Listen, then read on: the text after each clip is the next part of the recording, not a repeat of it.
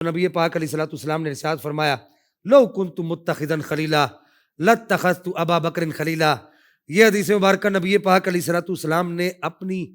حیات ظاہری سے 3 دن پہلے ارشاد فرمائی۔ میں اس پر مزید طویل بحث نہیں کروں گا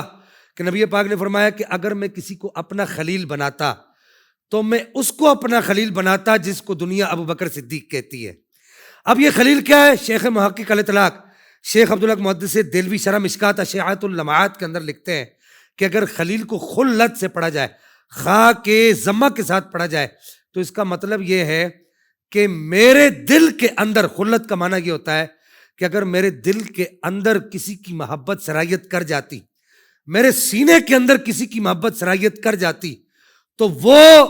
حضرت صدیق اکبر کی ذات ہوتی۔ یعنی خلت کا معنی یہ ہوتا ہے کہ کسی کی محبت آپ کے دل کے اندر سرایت کر جائے اور آپ کے دل کے اندر اس کی محبت کے علاوہ کسی کی محبت نہ ہو۔ دنیا و ما فیہا کے اندر جو کچھ ہے وہ سب محبتیں ختم ہو جائیں، صرف ایک محبت جس کی قائم ہو اس کو خلیل کہا جاتا ہے، خا کے ضمہ کے ساتھ، یعنی خلت اگر اس کو پڑھا جائے۔ تو نبی پاک فرماتے ہیں کہ اگر میں اللہ کے علاوہ اپنے سینے کے اندر، اپنے دل کے اندر کسی کی محبت کو ایسے پنہا کرتا تو وہ میرے صحابہ میں اور کوئی نہیں ہے، وہ صدیق اکبر رضی اللہ تعالیٰ عنہ وردہ کی ذات گرامی ہے۔ اور پھر یہ خا کہ اگر اس کو فتح کے ساتھ پڑھا جائے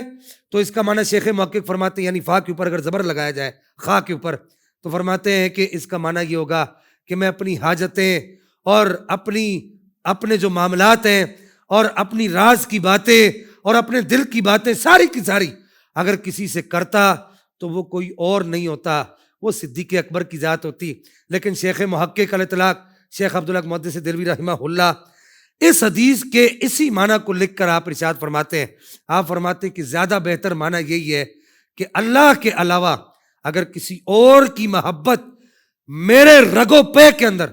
اور میرے دل کے اندر سرایت کرتی تو وہ کوئی اور نہیں ہوتا، وہ صدیق اکبر کی ذات ہوتی۔ سوشل میڈیا پر اسلام کی صحیح تعلیمات جاننے کے لیے ابھی حافظ سائر قادری کا نیا YouTube channel Islamic digital studio subscribe کر لیں، اور ہاں نوٹیفیکیشن بیل آئیکن کو بھی پریس کر لیں تاکہ ہماری نئی ویڈیوز آپ تک بر وقت پہنچ سکیں۔